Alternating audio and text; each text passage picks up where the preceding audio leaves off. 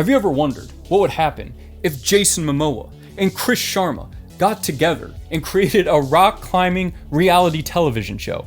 We'll wonder no longer, because they did, and it's called The Climb. So with a prize of $100,000, they gathered a group of competitors to compete on some of the coolest climbs around the globe. So they put their headlamps on in perfectly visible conditions and head to their first climb, a deep water solo in Mallorca called Golden Shower 511D. Now the way this competition works is each climber is given a random order that they have to try to on-site or flash every route. And the two climbers that make it the least far or have the slowest time have to face off in an elimination climb. So only two climbers managed to actually top Golden Shower because it has a pretty difficult pocket crux section in the middle of it that pretty much every other competitor falls on. And you can tell emotions are getting a little high. Not only is the crux segment just look really frustrating and difficult and everybody's falling on it, but everyone's also just really scared. They're climbing up super high. It's a deep water solo project. They got no ropes. Everyone's just a little nervous. And then I was like, oh my God, I'm falling. Like, that's too bad. She doesn't look. She does not look psyched. pleased. She is not psyched. Sharma is truly an artist with his words. I definitely need to remember that in the future. When someone's bawling their eyes out and they're just beyond upset, just be like, they're not psyched right now. But the two climbers that topped their route actually aren't the only two that made it through the crux section, because there is one climber who makes it through the crux, but doesn't make it quite to the top because he gets a little nervous, right? He's a deep water soloing, he's really high off the ground. He gets pretty close to the top, it's raining out, it's slippery, he's like, I'm just gonna bail, right? Like, I already qualified, I'm good to go. And Chris is not happy about this. Like, if I can keep going, even though if I know I want to go to the top, so. Always. This is kind of an unfair comparison because Sharma's one of the greatest rock climbers of all time. He could step on a landmine halfway up the wall and blow his leg off and he'd still try to top the route. That's what made him who he is, so him expecting everybody else to have the same tenacity as he does is kind of ridiculous. But nevertheless, Chris doesn't really have anything else to say about it. The dude still qualifies, and I'm sure that's the last we'll hear about it. But after the elimination climb, Chris decides to get everybody together and, have a few beers and review their footage, see what they did right, see what they did wrong, and just have a good time. And it seems like it's going to be this, just wholesome, fun activity where everyone can bond and, just have a good time. But it's not. Chris is still mad at Deco for jumping off the route. You can tell he is not going to let this go. He's like, I'm just going to have a quick talk. Quick talk, really quick, make sure he knows, and we're going to get it over with. In the moment you had like a little bit of uncertainty, you just were like, I'm out of here. Yes. That's the part where like, man, we kind of like lost a little bit of respect in that moment. And I do get where Chris is coming from, right? It's his show, and he's just giving the guy some criticism, being like, hey, can you try a little harder in the future? Maybe don't bail on stuff. Like, it's kind of important to me. And, you'd think that'd be the end of it, right? No. Because, like sharks smelling blood in the water, the rest of the group decides to chime in for the roast of the century. Like, in competing, you don't bail. That's not even something you fathom. It's just like, you don't do that. You go until you can't go, and then you fall. What in God's holy name are you blathering about? Yeah, that's not how that works at all. If you've ever watched any competitions ever, it's perfectly reasonable to stop once you've already beat the competition. That's why quarterbacks kneel to run the clock out at the end of NFL games. It's not because they're bailing, it's because they already won. You've already been beaten. They're not bailing, they got further than you did. some of us were trying so hard. We wanted to see you push for that too. Yeah. Well, how about this? Maybe next time you should try harder and then he won't beat you. I hate this fake it till you make it attitude where you have to pretend to be trying hard when you fall, even though you're clearly still just bailing. You're just trying to make it look like you're still climbing before you fall, which half of them did. I don't want to see this shit no more. Yeah. Because I'm sorry. No, because if I was you, I would have fucking sent. And now, hold on, now. He's like, I don't want to see that shit anymore. What are you talking about? You lost. That's the definition of being a sore loser. Which, by the way, the only people that have something to say about him bailing are the people that he beat. Surprisingly, the two people that beat him are completely quiet. Clearly, this really bothered me. I got a little triggered by this. We're gonna move on to the next climb. But before we get to the next climb, I wanna take a minute to talk to you about this video's sponsor, Frictitious. We all want to be the best climbers we can be, and to be the best climber you can be, you need a hangboard. The problem is, we've all lost a security deposit or two by trying to put a hangboard up wherever we live. Frictitious has the solution to that. They make hangboards that can be mounted on a door frame. You can use Frictitious hangboards anywhere, at any time.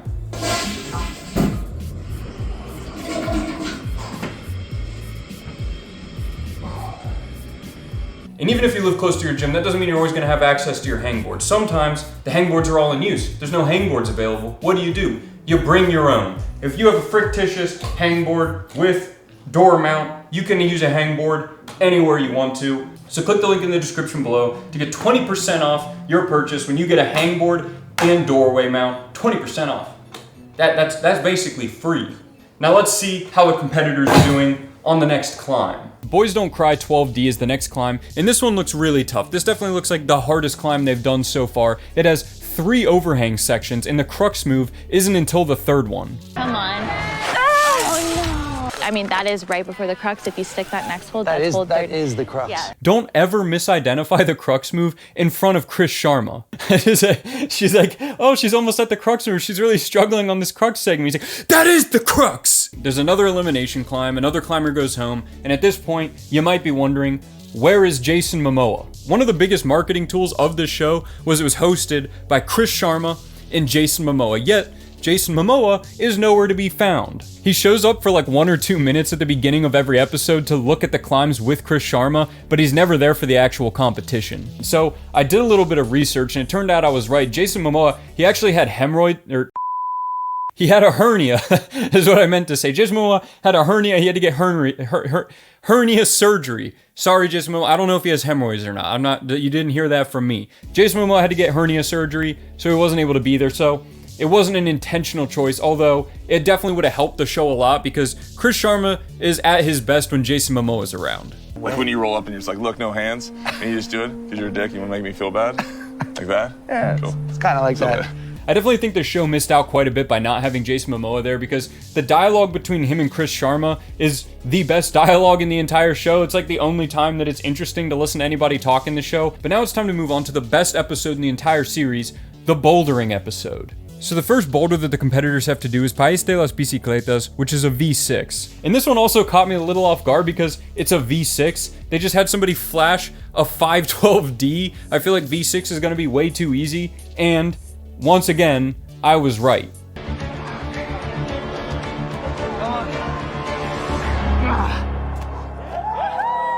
Literally every single competitor flashes this boulder except for one of them.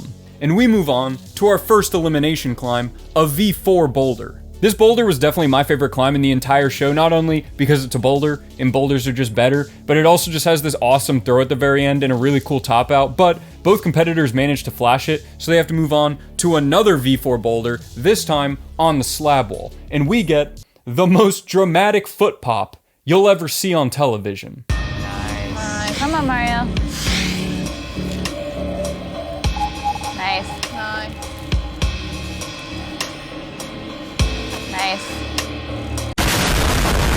So with another competitor eliminated, we move on to our next climb, Patiazo al Payaso, a 513A. Now they do this one a little differently. This is a 513A. It's a little bit harder than any of the climbs they've done yet. So Chris decides to give each of them a little bit of time to project the route. And it's during this projecting session that you start to see Brad struggling a little bit, right? Like up to this point, Brad's been the Wonder Boy. Everybody loves Brad. I'm pretty sure Chris is actually in love with Brad.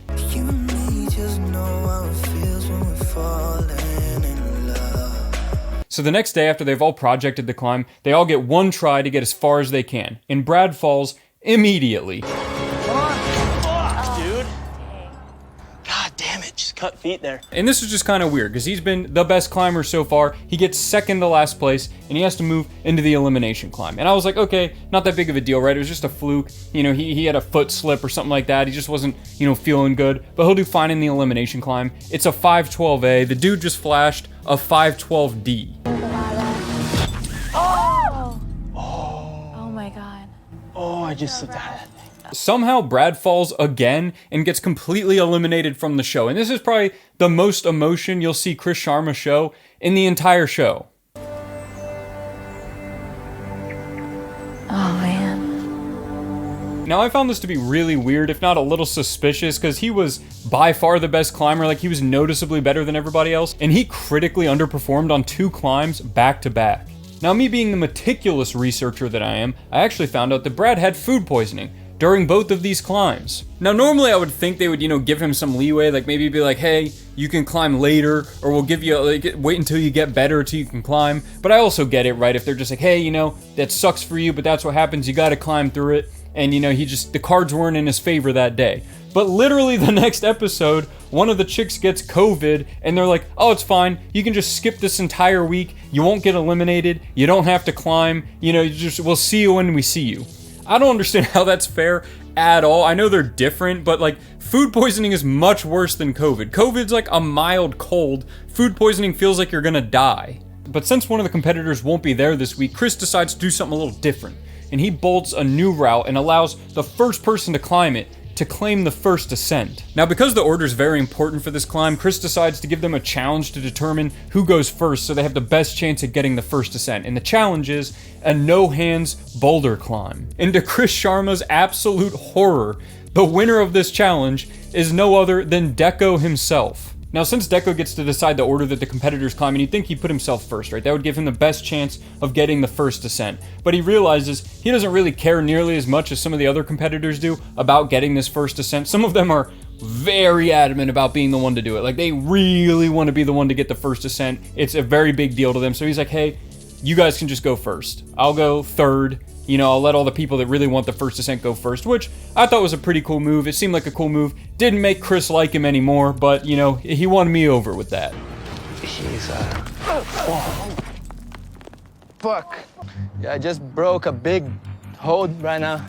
For the first time in this show, somebody broke a hold. It hasn't happened yet, but it happens in rock climbing. It's a pretty common occurrence. Hold broke off. Obviously, he fell. So you're probably wondering, did he get to try again? Were they like, hey, no dice. Sorry that happened. Neither one. I think Deco watched Alice cruise up the route and then fell into that trap of thinking, oh, well, that looked pretty easy.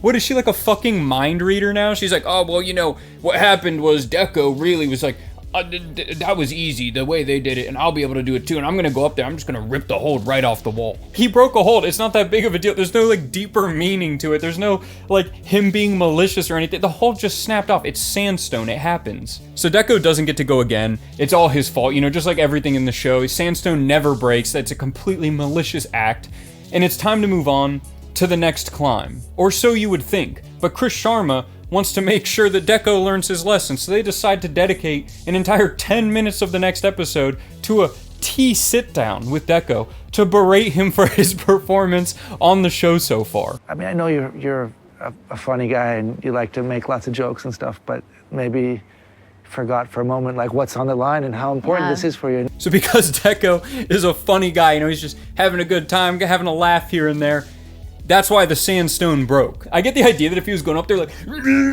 yanking on the hold, you're freaking out hey guys, look at me, yanking on shit. You'd be like, yeah, dude, that's why the fucking hold broke. But if you watch it, he's just climbing. He's just normal looking rock climbing. There's nothing he's doing is wrong. It's so clear that they're just they just don't like him. Chris just absolutely hates Deco. He is not psyched on Deco. I love how they show that Deco is literally shaking from how much he's getting berated by the two hosts, but they still try to spin it that they're the good guys and he's the bad guy. I think that Deco's goofiness and messing around has definitely played a role in certain scenarios throughout this competition. I think it's a coping mechanism. Jesus Christ. He's having fun.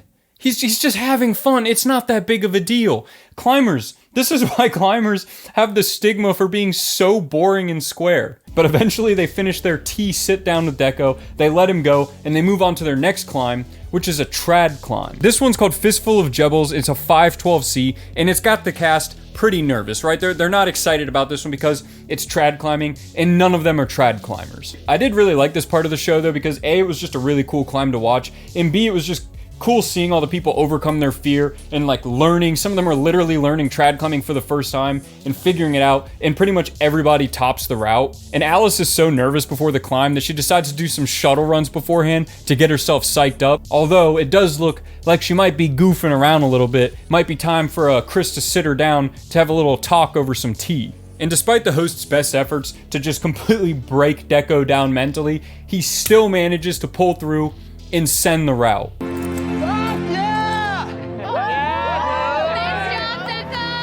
And then one of the most ironic situations that I've ever seen on television happens. I just don't think I can.